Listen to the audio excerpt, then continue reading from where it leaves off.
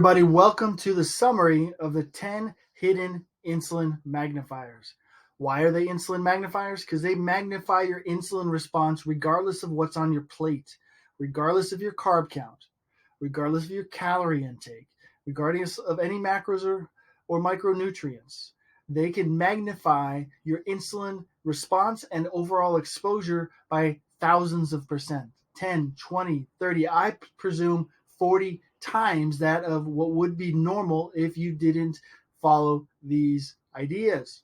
Okay, there's 10 of them. Here's a summary page. You don't have to see it now. I'm going to go through them, chunk them down to try to make sense in how you engage with food. Here's the problem. People say, hey, can you give me a list of the magnifiers or what to do, what not to do? I can't. They are behavioral based. You have to understand them and apply them in how you eat. We talk about what to eat on the plate, insulin exposure, insulin secretion, different toxins like gliadin, gluten, lectins, and oxalates, right? We talk about those. We talk about later on, we'll talk a little bit about in the magnifiers, some of the things that magnify insulin that's within our food. We go into that. Now we're talking about the how you eat, how you engage with it, how you prepare it, how you eat it throughout the day, timing, meal spacing, meal frequency, right? There's a lot of things involved in this, and you can't make a list. I mean, you can try maybe a short list, but it's not like a food list, do's and don'ts. And it could be different for everybody, depending on your history, your metabolic history, health history, your weight loss efforts in the past, your weight loss goals now, your health goals now, all sorts of things. So when people ask simple questions, they think what they think are simple questions like that, they're very hard to answer. So if I give you an answer that seems vague or like I might even be dismissing it, I'm not. I'm really not. I really can't answer a big answer to a simple question, especially in a comment thread, right? So please give me a little leeway on that. Here we go into the 10 hidden insulin magnifiers. And don't forget, we talked about the what on the plate. We talked about the how and how we engage timing, spacing, and all of that. And then the other major important component is the when. Okay, how you eat, when you eat, what you eat. Got it? So the when you eat is the fasting. That's what you're going into. That's what you're preparing for. Okay? It's all overlaps, but you'll start to get it here soon. Let's see what we can do. What do we have here? We have meal timing, meal spacing, meal frequency. Meal timing, the time of day. How you eat certain foods will predict how your hormones respond to those foods. Eating carbohydrates first thing or as your first meal, early or late, can magnify your response for the rest of the day. Even if you had pancakes but you got on track for the rest of the day, your overall day exposure will be artificially higher because of that first meal. And when you have it, the earlier in the day, the less of a hyperreaction you'll have, but it'll still carry over. Later in the day, still have that pancakes, higher and even further carry over. So time of day. So people sometimes shift their eating window. I know I do, and we'll talk about that, right? Learning how to shift your eating window. Some days I eat breakfast, some days I don't. Sometimes my breakfast is at 9 a.m., sometimes at 8 a.m., sometimes my first meal is not till 2. These are all advanced strategies of how you can shift your window of what you're already doing when you get that locked down to get better efficiency and effectiveness from your efforts metabolically. All right, meal spacing, time between meals. This whole idea of snacking is killing us. A lot of people don't eat too much. They eat too often. What happens is every time you eat, blood sugar goes up, but so does insulin goes up. The difference is, as they both go up, blood sugar comes down faster, and we can track it easily on a continuous glucose monitor or finger prick, and we can see where that goes, but you can't see insulin. It stays up longer. So they start to go down together, but not at the same rate. By the time you have that snack, sugar goes up, so does insulin. Start to come down, higher. The insulin will come down, but it compound and end up your day with a higher exposure rate than blood sugar. They're not the same. Testing your blood sugar and guessing at your insulin is a bad idea. If you're diabetic, pre-diabetic, have metabolic syndrome, or anything like that, if you're just using blood sugar, you're never, ever going to correct this problem. You can only hope to manage blood sugar. But diabetes is not a blood sugar problem. Neither is metabolic syndrome, insulin resistance, pre-diabetes, any of it. It's an insulin issue. We're looking the wrong way. But anyway, meal spacing, getting time between meals to allow that insulin to come back down before it gets raised again is a good idea. Because as insulin goes down, human growth hormone goes up, and the recycling system kicks in a bit before you have that meal. Otherwise, they stay shut off. We don't want that. So meal spacing, space time between your meals, and don't eat snacks. Frequency, how many times do you eat throughout the day?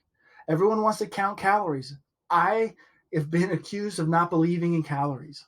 I I believe there's energy in food. I get it. I don't believe you can calculate them even remotely correctly. I don't believe they determine your entire hormonal response. What's in that food is much more important than a caloric load that they measured in a lab. You're not a lab. You're an open dynamic system and you respond differently.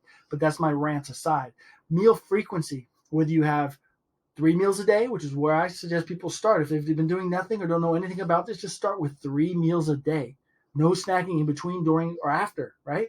3 meals a day. All your food, whatever that number is in your mind that you're calculating, just eat it 3 times a day. There's no special breakfast, no special dinner, no special times or distance between, just 3 times and 3 times only. Start with that, but the frequency matters. And then later, when you get that down, you start to progress, the hunger has gone down and different issues are starting to improve, then you can shift to 2 or maybe to 1, then back to 2, then 3. You now have another way, another strategy to help magnify your efforts without magnifying your insulin exposure. Very important. Here we have architecture and weight. Architecture is how you build and how you eat your meal. Very important. What does that mean? Remember, how you make your meal plays a big role in insulin. We talked about in the last lesson how a raw potato will have a normal low insulin response if you ate it. I've actually have eaten part of a raw potato once. We used to make stamps for the kids when they were little and homemade stamps and stuff like that. And I've taken a bite out of a potato. I don't think I'll do it again, at least not on purpose. I don't like it. You might, so be it. But it has a normal response. Okay. Now you cook that potato for 20 minutes. You just tripled the response of insulin compared to sugar. Triple the sugar insulin response by cooking it 20 minutes. Cooking it 45 minutes, and you just went up 5 times that of sugar. The more you cook it, the softer you make it, the more you break it down, the higher and more abnormal the insulin response is. That's why I say, I'm sorry, potatoes, tubers, beans, all these different things you have to cook a lot. They're not meant for human consumption. We don't have the genetics. We don't have the machinery to handle it. We get an unnatural, hyper, up to 700% increase in our insulin response. So architecture, how you cook the meal, but also the order in which you eat your food. Amazing studies, and I'll probably post the video I did a while back on this, that showed the same food prepared in different ways and eaten at same foods eaten in different orders create a different response. Here's the bottom line. If you eat carbs first, you can triple your insulin response for the whole meal just because you ate it first and not last. You start with protein, you start with fat before you get to your carbs, and that insulin response will be lower. Depending on what's in that food, potato versus, say, a steak, right? You follow me? A seltzer water versus, say, a soda, a cola or something like that, they have different insulin responses, but the overall exposure from whatever you're eating in that meal will be lower than if you ate that carbs first, like when they put bread out on the table at dinner, or you have some French fries before you have your steak, or if you have a foo-foo coffee or a mixed drink or a soda before you have your lunch. You just run the possibility of tripling your insulin response no matter how good and perfect that meal thereafter is. That's setting yourself up for failure, right? That's why these are called hidden insulin magnifiers. We don't know because you can't measure them on the plate. It's behavioral. Catching me? All right. What do we got now? Meal compounding. So again, we talked about the exposure over time. When you start the day is that first spike in insulin, but as you eat, it compounds. So the multiple snacking, multiple meals throughout the day, midnight snack as you go through, compounds that insulin exposure over. So say you had something for a midnight snack. You had some, what do people eat for some ice cream, right? Say that had an X insulin response by itself, period, right? That response will be lower earlier in the day if it's your first meal than later in the day if it's your third, fifth, seventh, eighth time eating, right? Same food, same macros, same calories, same sugar, right, will have a higher insulin response later in the day after you've eaten a bunch of other things than if you had it first. Follow me? Very important. So that midnight snack, it might not be big and not be a lot, but it's going to compound that result. You're not going to get a normal insulin response from it. Bite size. We talked about the potato, right? You can use the same analogy. They did a study in Japan a few years ago on apples. They took, I think it was 9 apples, right? And they really wanted to know. They had someone eat 9 apples. Then they took 9 apples and they made it into applesauce. Same 9 apples, same calories, same fiber, same sugar, same water, everything. And then they took another set and they made apple juice. All the same stuff, all the same numbers, right? You get X and then they ate it at the same amount of time, right? It takes a while to eat 9 apples. So they made the person eat the applesauce over the same amount of time it took the apples, and same thing with the juice. What did they find? Apples have X insulin response. Applesauce, 50% more. Apple juice, 150% more. But this on your sheets, on your checklists, in your keto book, in your Weight Watchers book, I don't know if I can say that name, there's still this, or your zone book, you got the same zone blocks, you got the same Weight Watchers points, you got the same carbs, macros, but you can have 150% increase in insulin. And insulin is what determines whether you're in ketosis or not your carbs, not your macros, not your calories, insulin and insulin alone. So you can have 0 carb food, low calorie, no fat, and jack insulin up to 700% above that of sugar if that is a flour, almond flour, coconut flour, or if it's a protein powder, which are all keto friendly, but not. Follow me? Size. Why do we say size? Because it's particle count.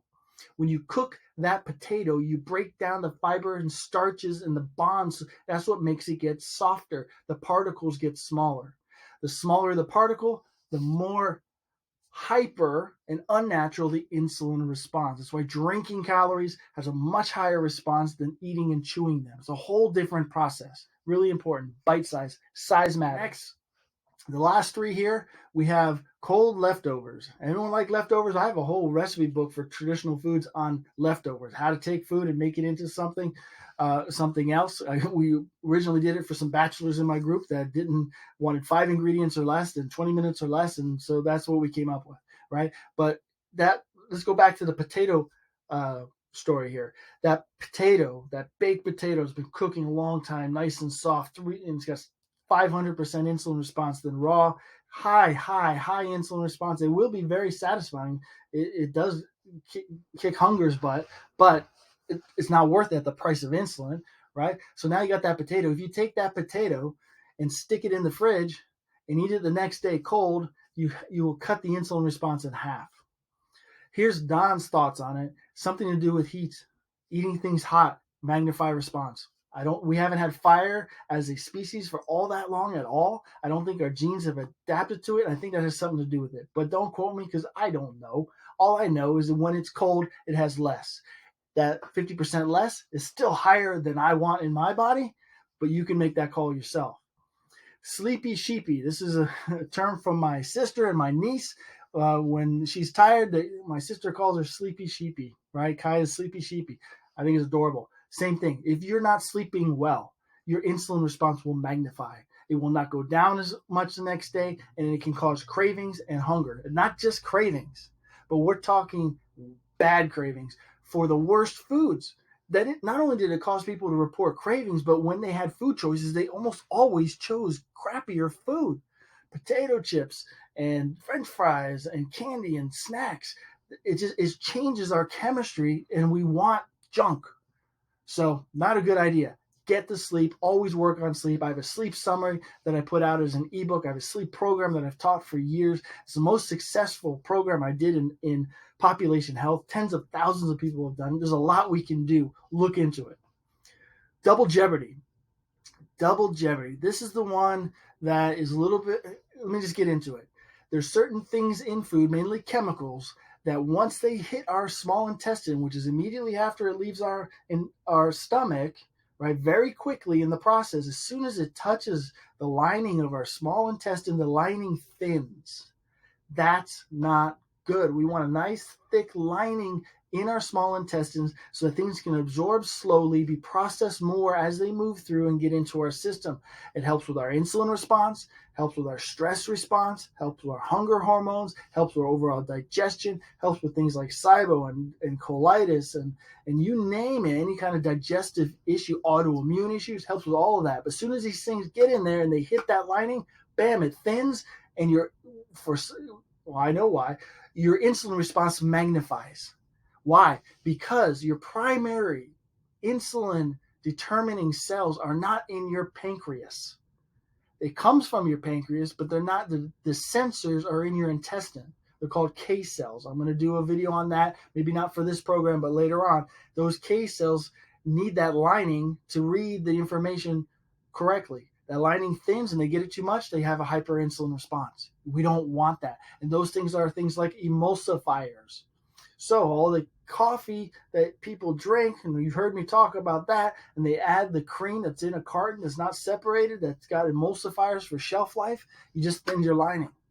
Anything that's got a high level of plastics, like from a cheap plastic bottle. I drink my water out of a glass bottle or ceramic bottle.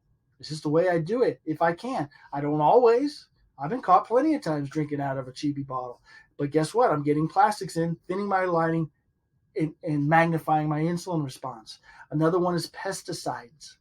Pesticides are big ones. And those are, so if you're eating conventional foods, which is, we all make the different choices, and you're getting a lot of pesticides, herbicides, and fungicides, as well as ratonicides. Ratonicides come from coffee. You can have more sides in coffee for 1 cup of coffee than a year's worth of vegetables because of the rat poison they use to keep the rats out of the coffees when they store it and ship it. Whole nother topic, right? But pesticides, emulsifiers, as well as plastics, as soon as they're in our system, thin that lining, enhance, and give us a magnified insulin response no matter what that food is. So you could be eating protein and fat and no carbs and no powders, right? But if those are in your system because you're slamming a water bottle that's been through the hot and cold and it's got a bunch of the plastic in there, boom, you thin it, you're going to have an increase in your insulin response, even though there's no carbs. It's all whole foods, good foods, and that potentially can kick you out of ketosis, which is fat burning, and raise insulin, which drops human growth hormone, and the whole thing you've learned already can be thrown off. Is it a determining factor? Is it a make it or break it? No, but you should know these things. Insulin hidden magnifiers. They're the basis of my work in behavioral nutrition, working on proposing a master's degree in this in an accredited university right now. It's a real thing, first of its kind. You get to hear it first. You can apply it first. This is also the concept of why I say you can get any diet to work again if you apply these 10 points. Any diet. If it's worked for you in the past, even if it's a commercial diet, even if it's a TV diet, even if it's a cookie diet, whatever, if it's worked for you in the past and stopped, you apply these 10 behavioral patterns to it and it will work again. Now, you're not going to hear me say it's the best diet. I think my insulin-friendly diet, insulin-friendly living is the best that we can do, but it's always a work in progress. I'm not always 100% on it. So it's not a judgment, but I think that is the best model. Whereas some of these package deals, these fad deals, these quick weight loss, if they work for you and you want to do something you already know and that works for you, and you know how to do it, you know people in it, do it again. Use the 10 hidden insulin magnifier behavioral-based changes, and you will start to see it work again. You want to get an upgrade that will improve your health, your longevity, quality of life, sleep, mood, digestion, all of it, and help you lose weight, look into insulin-friendly living. I had to say it. It's a shameful plug. I hope that made sense. Check them out. As always, with everything, ask questions in the comments. Tag me if you want my 2 cents. You might get it anyway. And this is a public group. You can share these. Please share them with anyone you think would be of interest. You have my permission. All right? I'll see you in the group. I'll scroll by you through the comments and see you in the next video.